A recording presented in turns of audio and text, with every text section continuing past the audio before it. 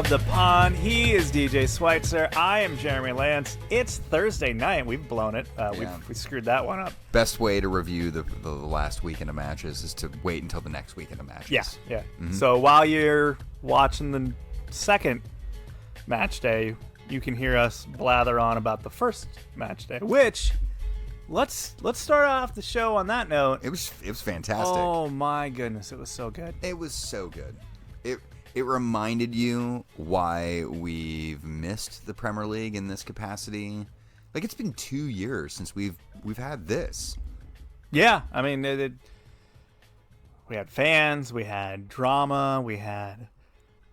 I mean, the scenes at Brentford alone were worth the price of admission there. Absolutely. We got that, so we got the upsets there with the new kids coming in after, 70-something years outside of the top division. Brentford comes in and buzz to the bees. Gets the W against Arsenal, the team that they had the last team they had played 70-some-odd years ago when they were leaving the Premier League or leaving the top division. Poetic stuff. Apparently there was a man in the stands who was at that last match as well, and he'd never seen his side win in the Premier League, obviously, because it had been 75 years since they'd been in the Premier League, and he finally got to see it against the side that vanquished them last time out. Oh, man. It's the stuff that are just waiting for journalists to feast upon. It was just, I mean, unless you were an Arsenal supporter, or, I don't know, I mean, I'm sure if you're a Leeds fan, that was a rough morning for you on Saturday. It wasn't very good. It was a very enjoyable, amazing first week of matches. Yeah, and I mean, it was so good we took some extra days to digest them. Yeah, we had to just sit with our thoughts. We can't take this on right away. We need to think about what's unfolded this past weekend. It was amazing though. And it's easy to say. We said this when we first sat down tonight. Like, well, both our sides won, so that helps. That certainly helps. Yeah, it makes for a much more palatable experience. Yeah, no sour taste in our mouth. No, but at the same time, the matches were just entertaining, even from a neutral's perspective. Even if you had a stake in some of the matches that your team wasn't playing in, it was just a really fun weekend. And it really, having the full crowds back, it really was the reminder of how much you miss that. And I felt like there for a while at the end, everyone was talking about how great it'll be that they're back and it'll make a big difference. And I almost took it for granted. I feel a little bit it didn't really matter. But having those packed stadiums again. You forgot that feeling, that sound? Yeah. I mean, how much canned crowd noise have we had to endure for the past year or so of fake piped-in crowd noise? And to hear the real thing and the real, ups and downs of it and the waves that it comes in and everything, it's it was, you can't duplicate that. No, you really can't. That's what we learned. And I heard a wild stat today, and I'll butcher the actual number, but it was something like last year we'd seen a record number of away wins in the Premier League because the influence of home supporters was neutralized because most of the grounds were empty for a majority of the time. And on this opening weekend, I think there was one team that won away. So it shows the influence and power that those supporters still actually hold over the matches that their sides are playing in. Well, I mean, think about that Brentford match, right? How much?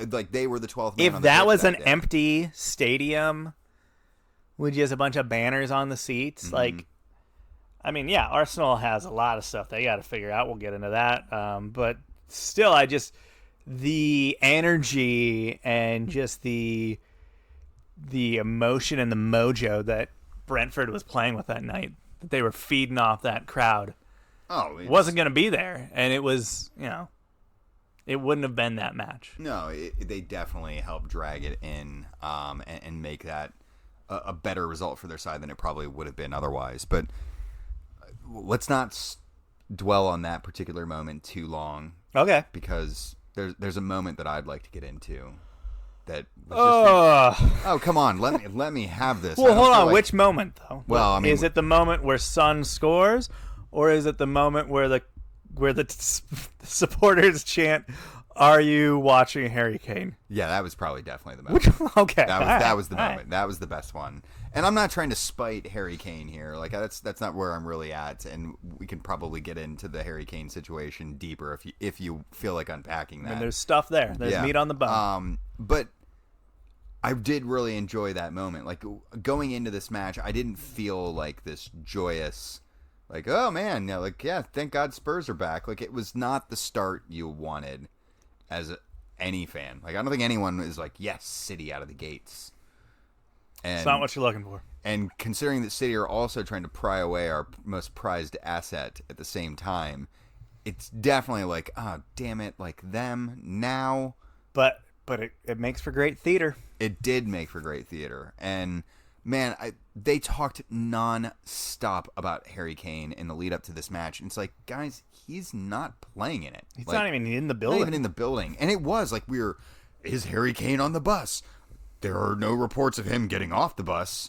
We've kept a reporter outside it for 20 minutes, and no one's gotten off, and we've now confirmed there's no one left on the bus. Like, we were getting those updates, and it was a bit ludicrous. Like, okay, I understand, like, the importance he plays here, but he's not in the match. And it seemed like that was central even when the match was going on, at least in City's mind. Like, they look like a side that were playing without a striker to a certain extent. They were looking like a side, and this is my first note I wrote down. This team looks like they need a striker. Yeah, but is that the only thing they need? I don't know. Yeah, I mean, this is when we get into week one. Let's overreact about everything, sure. right? Like, sure. But them needing, I mean, they know that they need a striker, right? Like, that's not like an overreacting. Like, they know that. They're trying to address it right now as we speak. Yes, they are, probably literally as we speak. I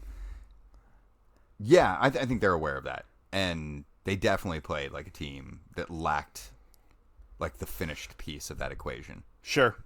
Even when Gabriel Jesus came on, like the only legit striker they have, at least within the first team ranks, it's like, he's like, oh man, I'm not even really a part of these plans. Yeah, I threw this out when we were doing our preview show, like, what we talked about, like, in the lines of, like, Pep, but, like, for the players, for this side, what exactly is their motivation this season? To win the league again? Like, that's just kind of, I don't know. I mean, their big thing's the Premier, or is the Champions League. And you almost wonder if, at some point, like, especially if they do have like a rocky start and they find themselves not, in the top, 2-3 positions there. Mm-hmm. Do they then like maybe prioritize Champions League? That's the thing they're chasing. Will they have enough in the tank to want to make that Premier League run again? All right. I want to first just level here and be like, are we actually asking that question for a side that's been constructed for like over £1 billion? Yes. The ridiculousness of that question in its own right, like, is this team that cost £1 billion, are they motivated enough? Are they motivated enough, or are I they? I feel like those are the teams that you need to ask that about the most. Yeah, perhaps, right? But like, I don't feel like we asked that question of Real Madrid or Barcelona or Bayern Munich, right? Like, they win the league every freaking year. But I think with Bayern, that almost is a good example of where, like, yes, they win the league every year. That has a lot to do with, the competition in the league. But, like, for them, the league isn't the big prize, right? Like, it's almost become the thing that's just kind of taken for granted. Yeah. I mean, I think what it ends up becoming is, like, it's the expectation that you should just be winning the league on the way to that other target. Right. Like, this is a stepping stone towards the immortality that we're all trying to shoot towards. And I think City that expectation should be there. But I think you're right to question whether this side is properly motivated for that reason. You know what I mean? Like, they didn't look, and again, like, overreaction first match, but they didn't look a team that was like, oh, this is a game we have to win today. Yeah. I mean, there has been seasons where City, and last season probably wasn't a good example of it, but you look at some of those seasons recently where they've won the league, and they were, I mean, they were like robots, right? Yeah. Like they were just these a mile ahead yeah, at these Christmas. just death robots that were just going to march and nothing was going to stop them. Nothing was getting in their way. And they were just going to just destroy everything in their path. Well, it's easy to forget last year, and they finished pretty far ahead at the end of the season last year, even. Crap start to the season. Yeah, they were down in 10th until September. Remember, we kept going are they kind of out of it? Yeah, are they out of it? And then they won the freaking league by a country mile. The holidays hit and they never looked back. Yeah, and it turns out everyone else was garbage, not them. Turns out. Yeah. Yeah, and I think we're in for something different this year than what we had last year with City. I think we're going to have a legitimate title race on our hands.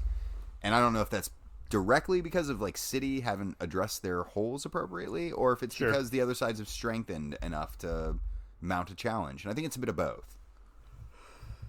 Yeah, no, I think that's fair. Yeah.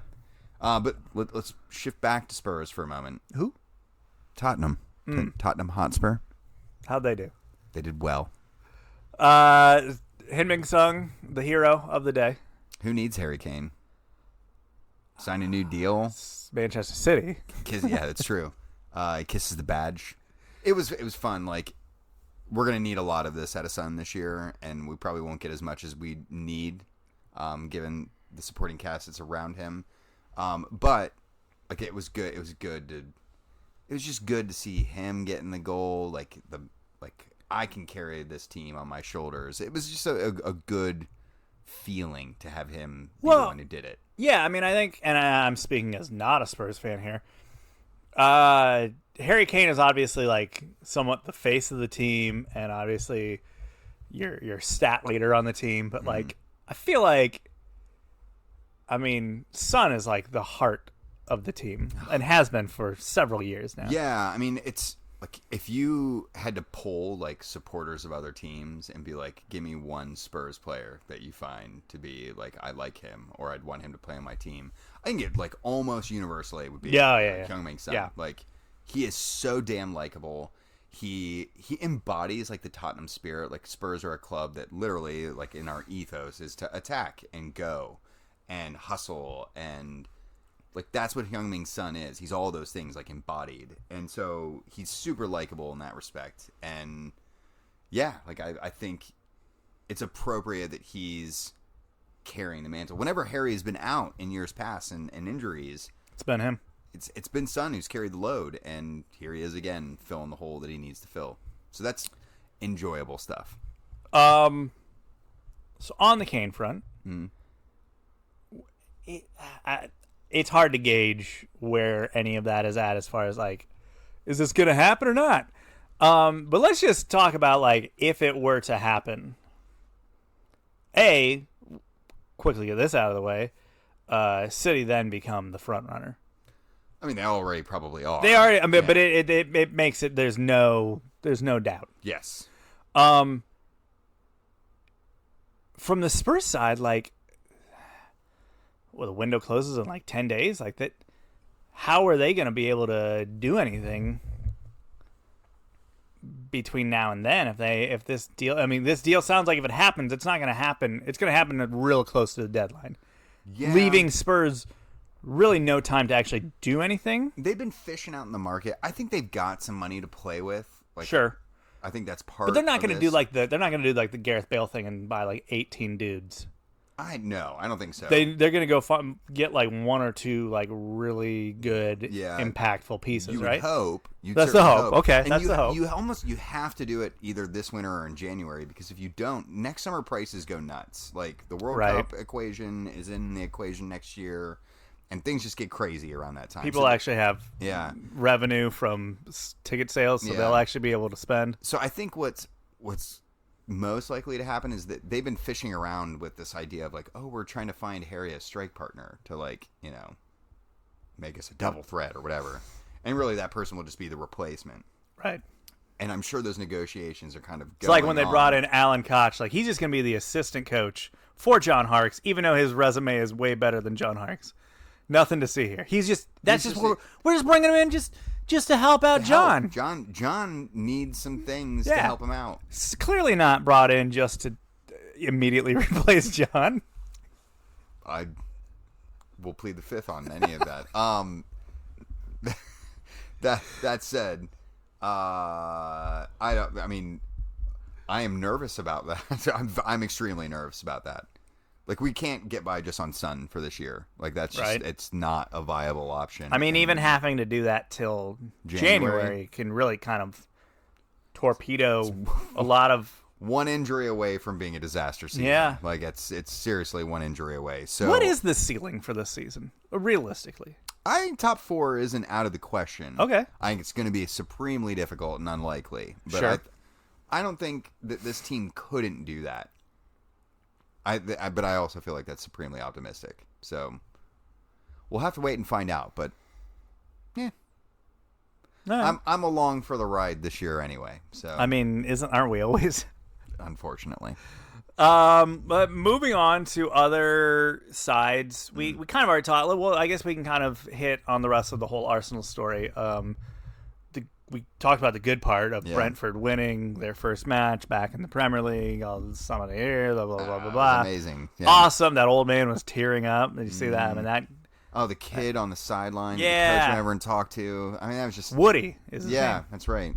And the coach and some of the players came over and greeting him. Great theater. What a good moment.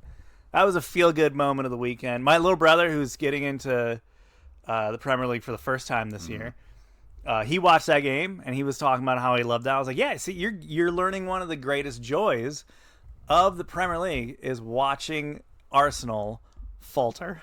It's joyous stuff. It's one of the better things to savor in the Premier League is sides like Arsenal and others when you see them just completely come apart at the seams. I really feel like my team falls into that category pretty frequently. Sure. Yeah. I mean, Chelsea has had many seasons. Enjoy the misery of this squad. That is like a hallmark of the Premier League, right? Like, I do feel like, unlike in other sports leagues, and maybe this is my lack of affinity with other sports leagues, but I really enjoy watching some teams in the Premier League lose. I think that's a British mentality, though. They often say that the British, what is it? It's the saying, if they could pick either their success or another man's failure, they pick another man's failure. Oh yeah, absolutely. Like I'd rather revel in that guy having a bad time than me actually have a good one. Yeah. You know what I mean? Like I could be okay with that. And yeah, totally. And especially given, both of our teams are London sides that don't necessarily have a strong liking to the Arse. It was an enjoyable result in that regard as well. But an utter disaster if you're an Arsenal fan.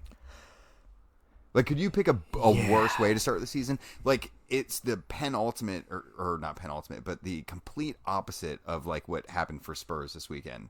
Like, Spurs had the most unrealistic outcome come true. Like, they beat City. Beat the title holders without your top player. Yeah. Arsenal, on the other hand, get...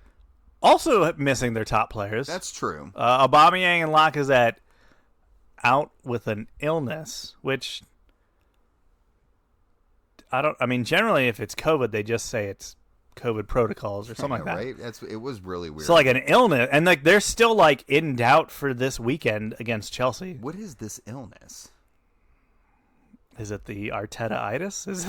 I know, right? Like I'm which I was listening to move away cough. Yeah, I was listening to, I think it was Warren Barton on Sirius XM this week, talk about how, according to the people he talks to around the league, like the rumblings around Arteta is like the players and other people around him are like, this guy's kind of a phony. A mutiny is afoot. Sounds like it.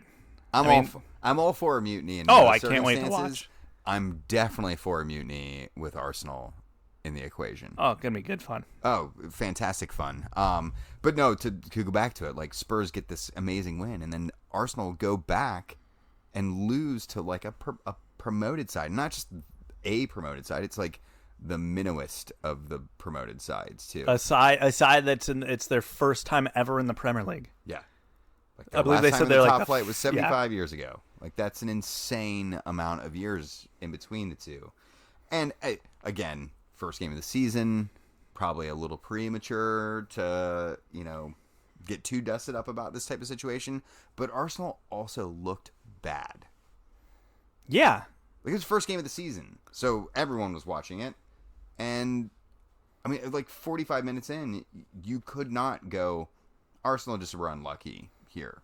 Who was their big signing of the offseason? A defender. White? Ben White or whatever? Yeah, Ben White. How'd that go? How'd that go for him? He may have given away the first goal. He did not play well.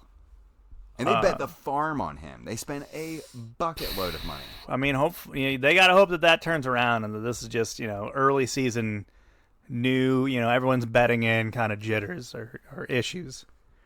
Because that was the side that showed up and the performance that happened on Friday is of a side that is going nowhere in a hurry.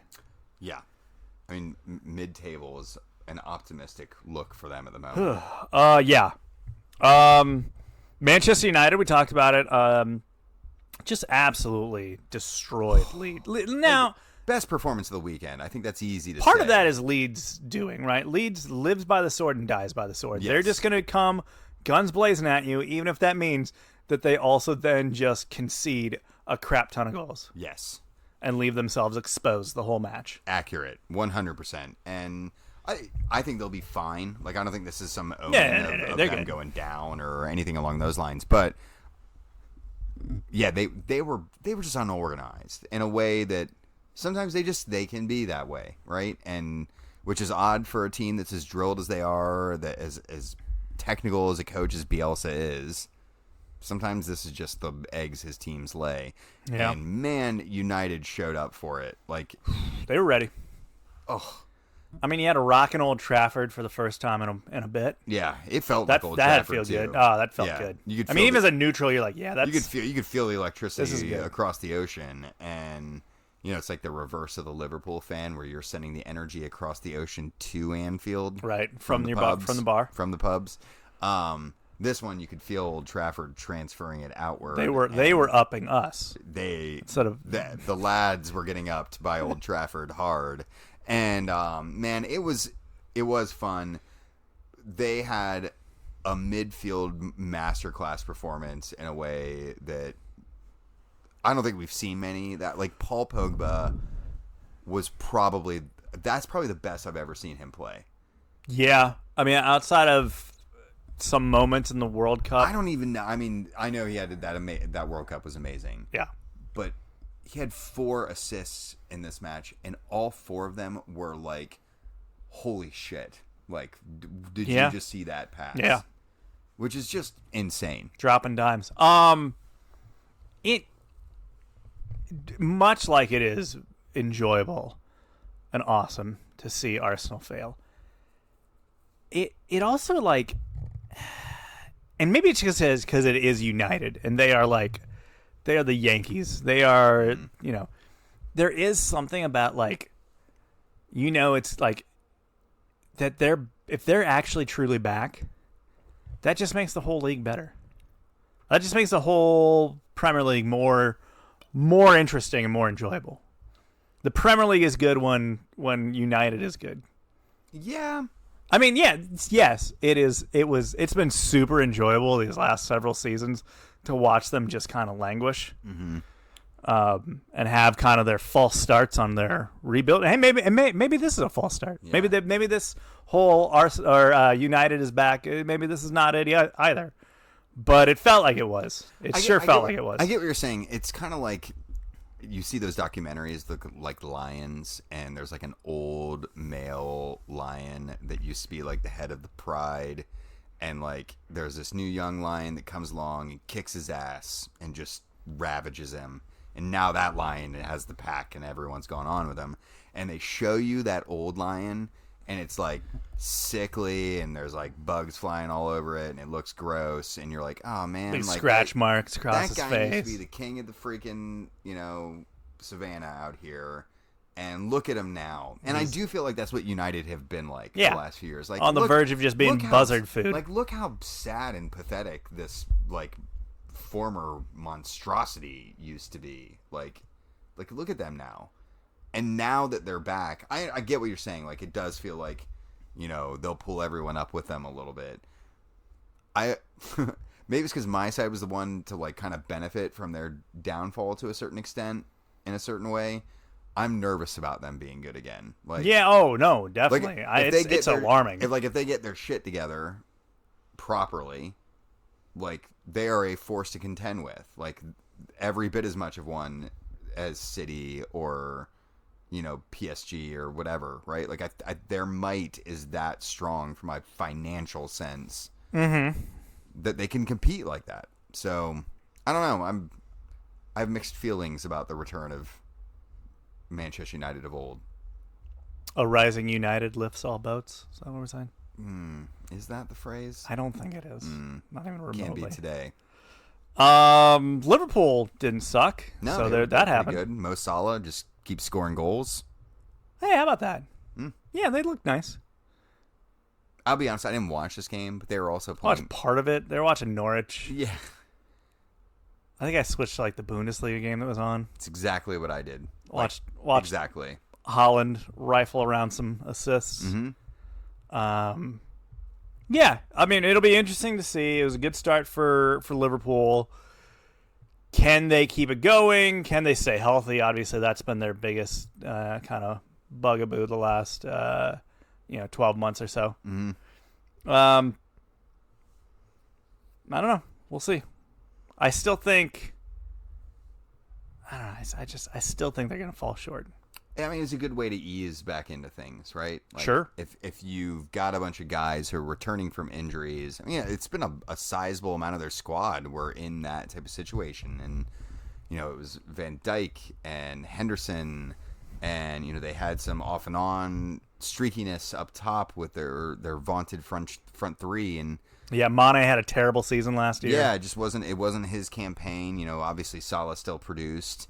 Firmino didn't seem to be as effective as he had previously been. So this was a good way for them to kind of get going again. Yeah, it was a nice, easy re-entry into the season. Slip back into this comfortable shoe, and then let's see how we can walk here a little bit further. But I think once we see them play against a bit stiffer competition, I think we'll find out what kind of side we're actually looking at this year. I mean, I guess if you're telling me that Billy Gilmore and Josh Sargent are not stiff competition, that's what you're trying to tell me. They're stiff enough. Chelsea won quite easily over Crystal Palace with ease. It almost looked like Palace wasn't told that they were playing until like 40 minutes before the game kicked off. Yeah, it was. I mean, Palace was definitely playing the role of the Washington Generals there. They were not. They did not look like they were there to play the part of trying to win or being the victor there. They were just they were just bystanders at certain points of that match. Can't imagine that was the debut that Patrick Vieira was looking for. Probably not. We're watching an old replay of Chelsea versus Arsenal from roughly in Vieira's heyday. Yeah, this has got to be like 03. I guess you got Ranieri as the manager. You got a very very young and spry Frank Lampard. And you see Vieira out there patrolling, and you're like, oh, that's a guy that would really just have the scruff of the neck of whatever team he's guiding. Sure, but just because a guy was a prolific Premier League center back doesn't mean he's going to be an amazing manager. True. I don't. Just throw that out there. Can't think of any examples. Saying words. Yeah, can't think where that might be relevant. Christian Pulisic scored. Yeah. Off to a flying start. He got the start, I think, mainly because Hakim Ziyech, who had an amazing preseason, finished his preseason by dying in the Super Cup. Yeah. Do you know how long he's going to be out? A bit. I don't know. Was I supposed to research that? No, I don't know. It's like a shoulder or his arm or something like that? Yeah, I think it was an upper body injury. Yeah, he had the old arm in the sling there. But good for Chris. Off the mark. He's got a cool lion tattoo that he did a cool celebration with where he went like this. And the lion eyes. And almost seemed like that was planned. Did Puma buy that tattoo? Right. I know you just switched to Puma. Is FIFA involved in this? Yeah. I feel like FIFA's involved in this. Man, I'm okay with FIFA being involved with it. Puma. Yeah, we'll come back to that. Yeah, we'll get to those guys later. Don't you worry. The main moment of the match actually was Trevor Chalobah scoring his goal, his first goal for Chelsea, and just what it meant to him. I mean, he goes to celebrate and then ends up literally just like collapsing to his knees and like crying because of what that moment meant. He's been with Chelsea forever.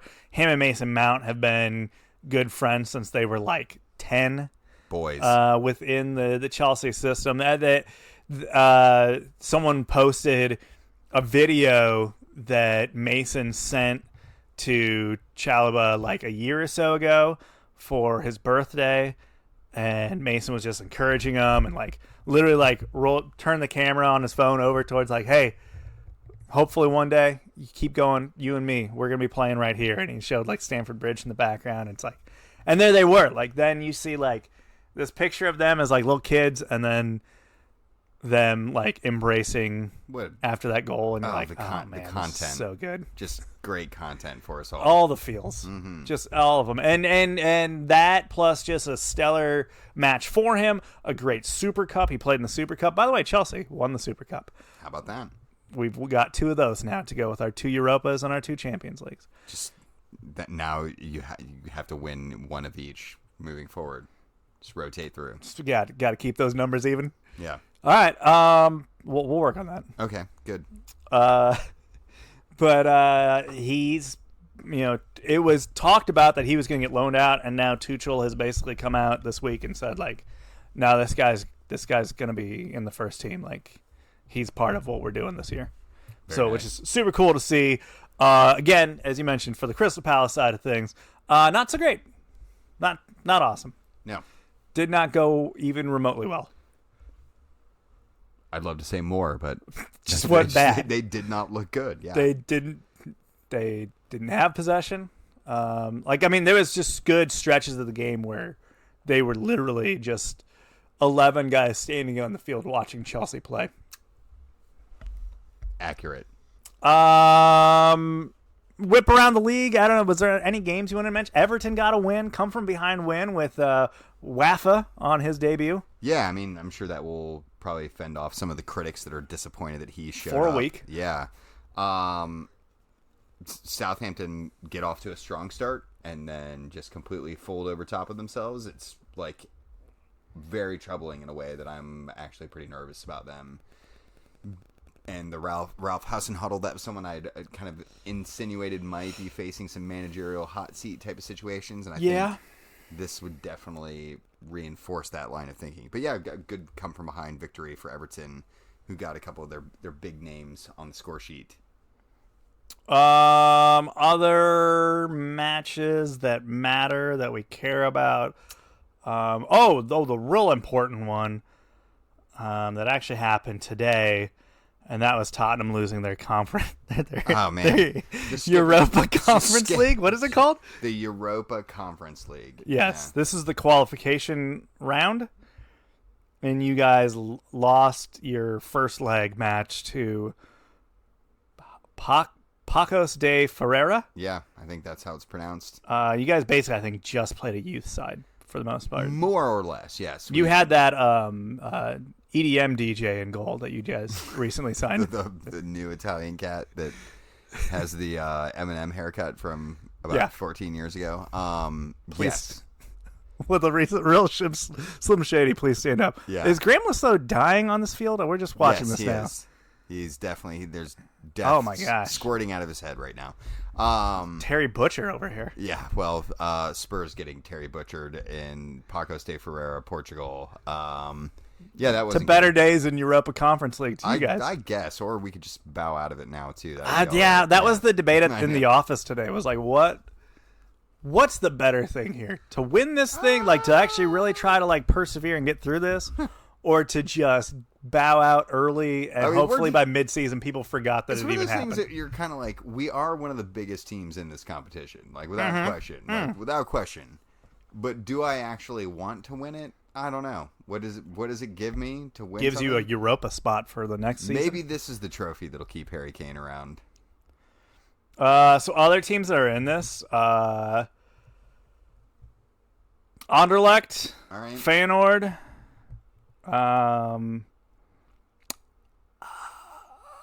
Lincoln Red Imps FC. So you got that going for you. Aberdeen. Okay. Aberdeen is in it. Ghent. That's the end of that list. That's the end of Union Berlin. Okay, I mean, Shamrock Rovers. I've heard of all these teams. These Okay. are all teams I've heard of. All right, you've not named one I don't know yet. Maccabi Tel Aviv. Yep, heard of them. They're from Israel. Oh, I'm trying to name the ones you've heard of. Okay. Karabag. We've yeah. we've all heard of them. We have. Slovenia? Isn't that where they're from? Yeah. Sure. Basil's in it. Roma's in it. Damn it, Mourinho. Standing in our path once again. Ooh, hopefully we get that matchup. Progress far enough just for a Mourinho rematch, please. Just to fight Mourinho. Yeah. So apparently we've pivoted beyond the Premier League since. Well, I didn't know what other Premier League. Nothing else was. I'm sorry, Villa had a bad start. It didn't go well. There was a battle of the dogs, Foxes versus Wolves, and Leicester came out on top. Okay. There you go. Is a fox a dog? Is a fox part of the canine family? I believe so. All right. They're a little cat-like, though, aren't they? We'll add that to corrections and retractions for next week. Retract. That'd be amazing to put up on the website. The podcast would like to retract their fox fact. In an earlier published podcast, DJ referred to a fox as a canine. Why do people listen to this show? Let's move over to domestic matters. MLS is happening. We're halfway done.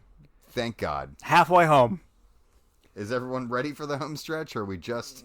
I can tell you a couple teams that are back tournament right now. That's that's what I'm ready for.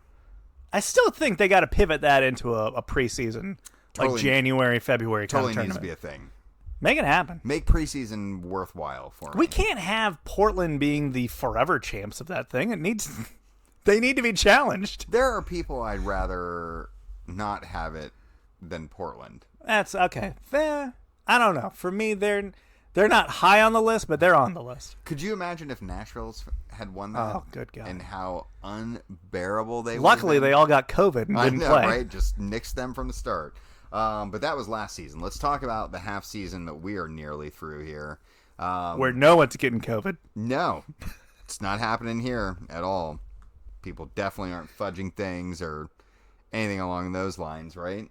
Not in the least, sir. Okay, fair enough. So you gave us two very easy topics to talk about with this, and it's who's good and who sucks. Yep. Which are pretty broad buckets, but sure. Should we start with suck because it's just local and feels good? Okay, sucks feel. So I'm guessing the first one on your list, much like my list, is one Football Club de Cincinnati. Yeah. I don't think that's their official name anymore. Well, you know what? Some of us are originalists, and that's going to be their name forever. And it's just FC, Jeremy. Get it right. Yeah, they're still garbage. Foosball? Yeah, they remain improved if you're like looking for modest improvements. In that they didn't lose every match? Yes. Which I guess is an improvement onto last season where I feel like they did, in fact, lose almost every match. Yeah, I mean, they've got more points than they did last year. It's only the halfway point. So it's good. The season was only like half 20 games long last year. The other thing that's worth mentioning is, they're in second to last place in the Eastern Conference. So while that is upwards trajectory from their normal position, it still ain't that much. But they're a new side, DJ, and it takes years. You couldn't just suddenly be in your second year in the league or something like that and be in second in the Eastern Conference. You couldn't do that at all. It's weird. I scroll up towards the top of the conference, weird, there's Nashville. But they're not in like second, are they? No, they're totally in second. Oh, well, guess you've made a fool out of me. Yeah, right. I thought it takes upwards of 3 to 4 years, or as one general manager said, like 5 or 6 windows. People are still buying that, like, the people at the top are making good decisions here. Hey, guys, just give us 3 more windows and we'll get this totally sorted out. I think that really should have been the writing on the wall for Gerrard, right? Like, is when he was like, hey, I'm going to need another 8 windows.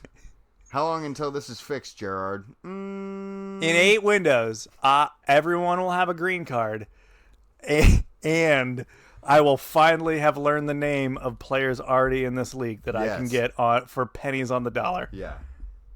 Why trade for a cheap asset that also achieves what I need when I could overpay for a star from a different country and have to make a adjacent move for an international spot to make that even possible. I might not even use that international spot. I'll just make the move. Yeah. Just make the move just for the funs of it. So FC Cincinnati remain garbage. What other teams do you find to be trash in MLS So I wrote this year? 3 teams down because they're all 3 big names in MLS. Toronto, obviously, they're literally below Cincinnati on the standing, so that right there is a big yikes. Worthy of a yike. Already have tossed their manager. Mm-hmm. Josie Altidore had surgery this week, so gonna go ahead and just say he's not playing the rest of the season. Probably not. Don't count him. He won't be there. They're bad.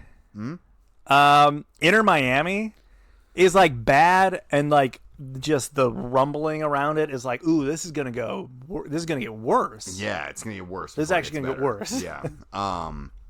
There's that article that came out of The Athletic this week where like the headline, which I mean, they weren't burying the lead here at all, but the headline was, "We built a brand, not a club." Not a club. It's like, oh, whew. Someone in the organization said that out loud, and it's good that they recognize that. But it's also like, how do people keep doing I mean, this? it's nice that they told on themselves, but they still it's still true, and that's bad. Like, for as much hype as they had around them, for as much lead time as they had around them, for as much star power that could, entice this and that, for as much as we were told that this was, this great move by the league to award Miami a team, like, it's been a bit of a fiasco. I mean, to say the least. To say the least. And they're not really going to be able to get around it. I mean, quickly. Yeah, I mean, they buried themselves with just all these big names that they brought in that are not doing much. Yeah. They literally broke the rules and essentially had 4 DPs and finally got called out for it. They only got called out because their own owner ratted them out to the freaking commissioner of the league. Well, yeah, that's pretty brilliant. Yeah. I don't know. It's they're playing 4D chess. You just don't know it. Listen, I'm okay for them to be trash. This will be fun for everyone except for their It's fans. going to be a fun watch. Yeah. How much longer do you think Neville hangs around? Probably going to try to get out on the same plane as Yap at the end of the season is my guess. Yeah, they can share a ride back. The other team I put down, and they're actually they're mid-table. They're just outside the playoffs, but there's rumblings around it. There's it's LAFC. I know. I actually heard legitimate Bob Bradley's on the hot seat talk this week. What insanity talk.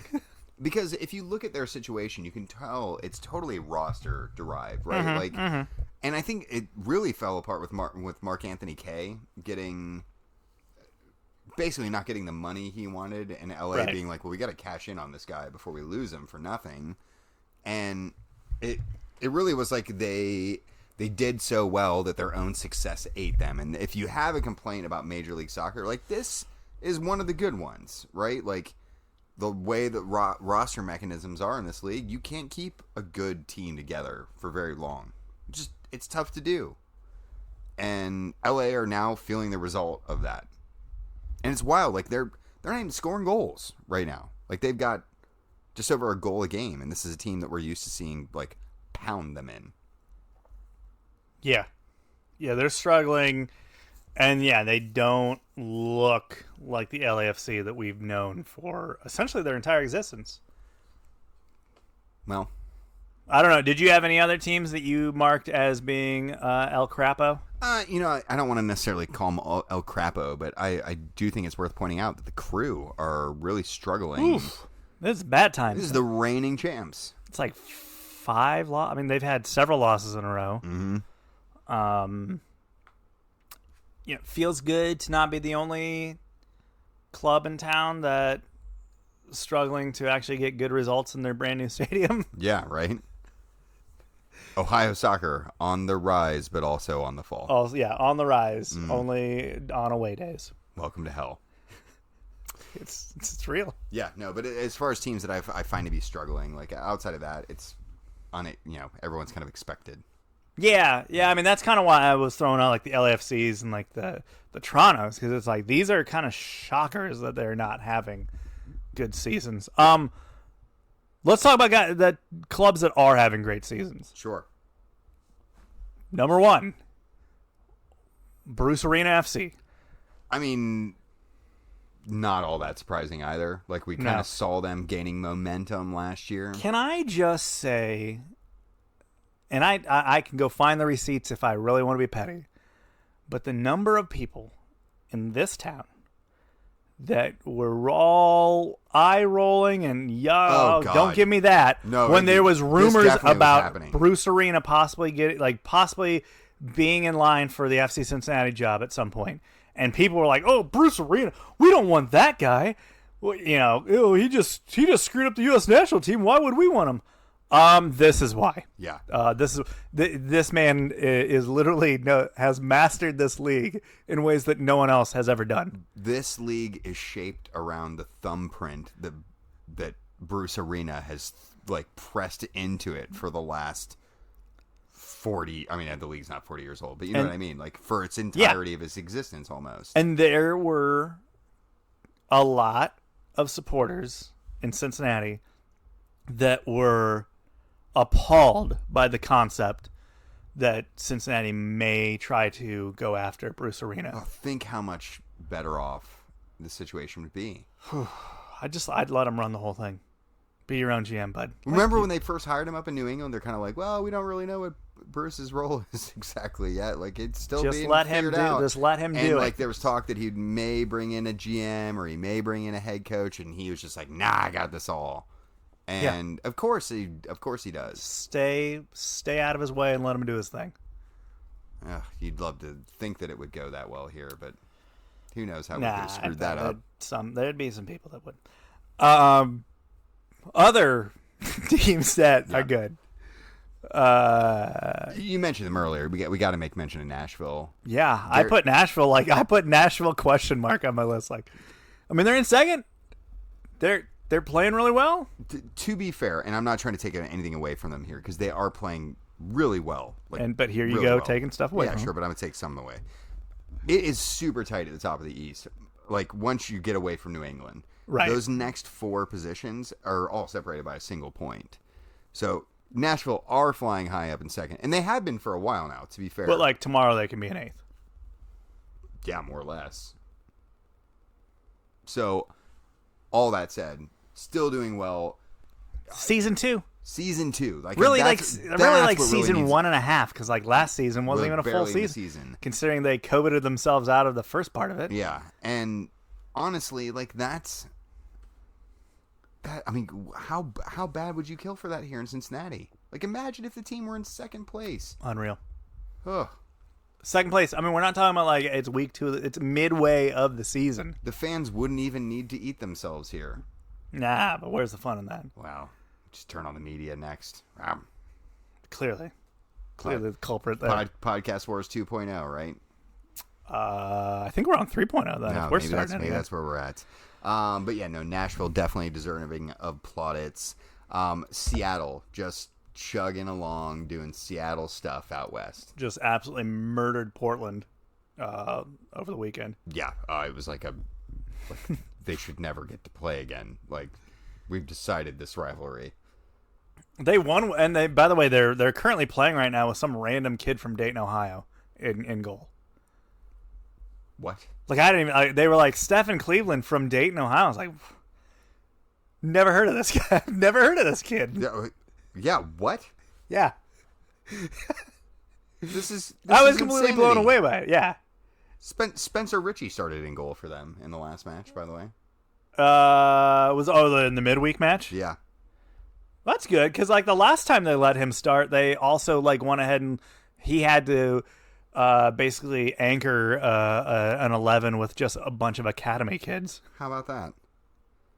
So at least they probably let him actually be around adults this time. Yeah, Stephen Cleveland from Dayton, Ohio. It's a little confusing. That is. Oh, he went to the Miami Valley School. Oh. Well, how about that? Ahoy polloi. Yeah. Well, our good buddy. Eric Kissinger? Yes, thank you. Eric will be very excited about that. Undoubtedly, Eric coached him there. Either that or Mario. Yeah, someone. Yeah. Someone we know. Yeah, for those of you who are Dayton natives, you'll know who we're talking about. If you don't, then you're like, who the hell are these people that are getting mentioned on the podcast? But there you Dudes. go. Yeah, but Seattle just picking up where they left off last year and are just back to crushing things out west and just doing what Seattle does out there.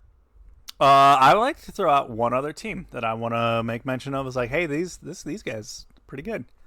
Colorado. Yeah, they were quietly good last year. They were. That's true. That's true. They were, and they really snuck up there. And they're doing it again this year. They've made some smart acquisitions. We talked about, like Mark Anthony Kaye, who left LAFC over that contract dispute, ended up in Colorado. He's joined Kellen Acosta, and they've got a good, sound squad there. Yeah, they've quietly assembled a nice setup there. Yeah. The only other side I'll make mention of just very briefly, if only because they were pretty bad last year. LA Galaxy are like the good team in LA again. Yeah.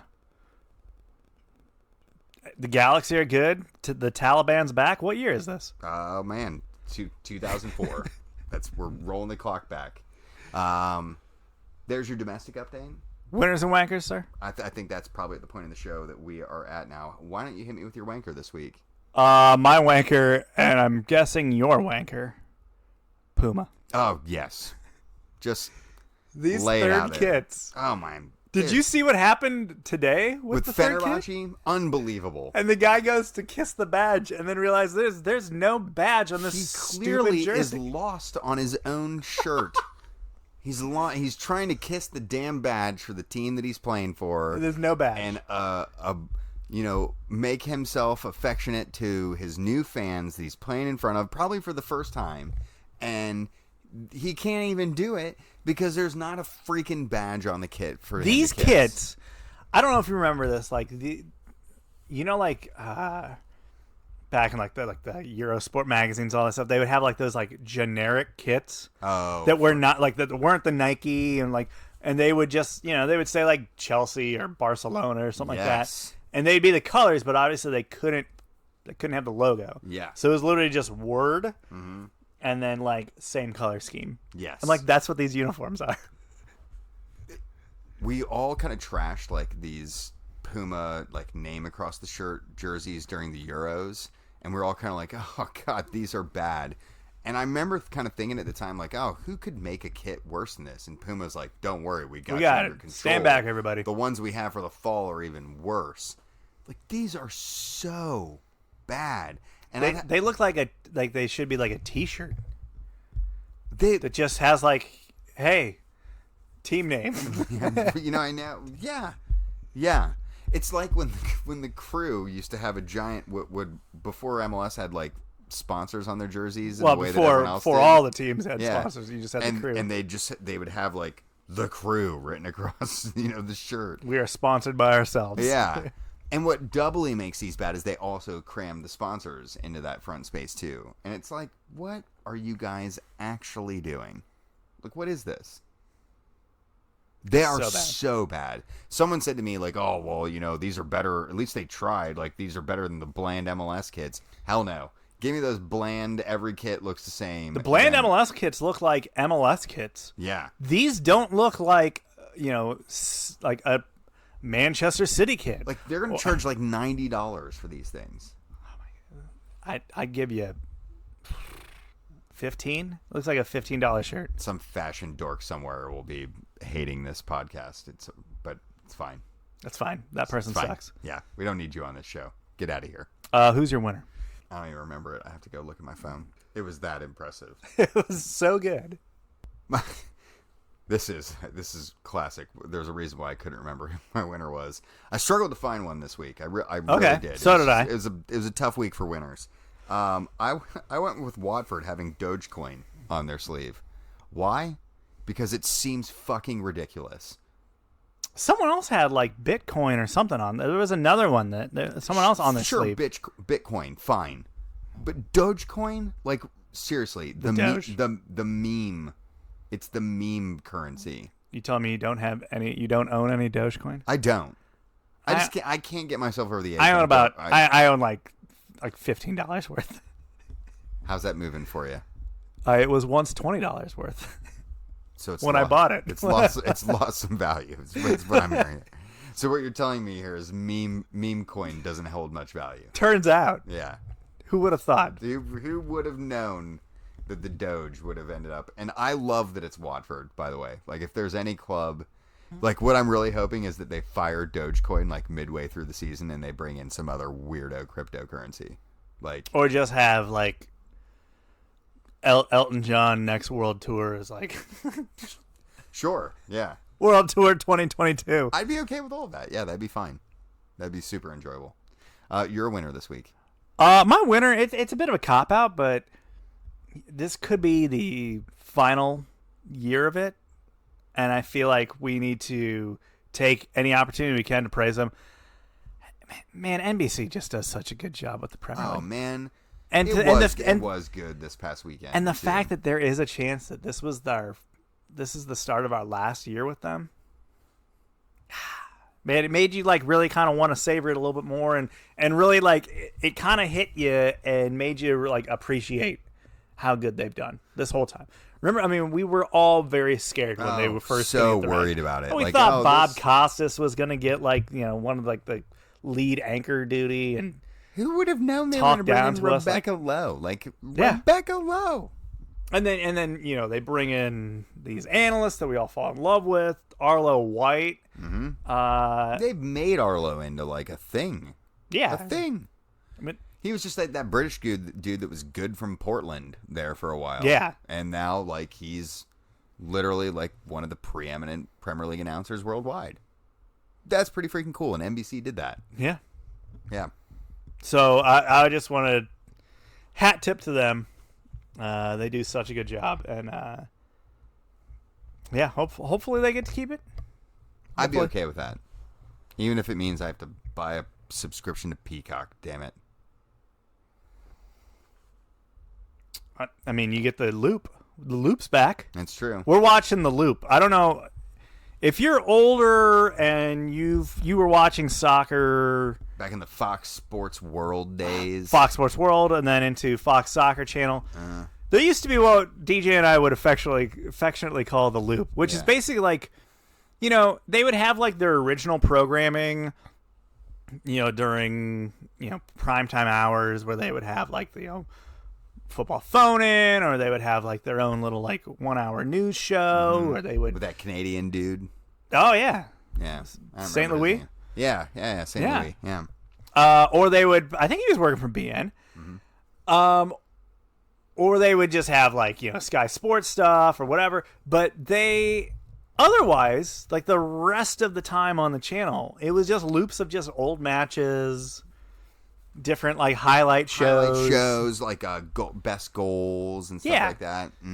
We found out Peacock basically has that. They have a Premier League like on their Peacock app. They have these channels that I'm pretty sure like 0 people watch because it's just loops. All of the channels are just loops. Like it's like soccer bars, soccer stores, and us. Yeah, My Basement and Soccer Village. Yeah, pretty much.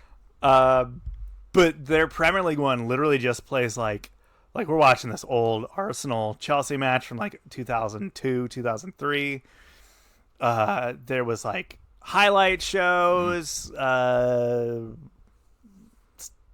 week in review shows, match of the day shows. Like some opinion or like special interest pieces that they'll drop in from time to time. But literally, it's just a loop. You turn this thing on, and it's just a fire hose of Premier League content, just spraying 24/7.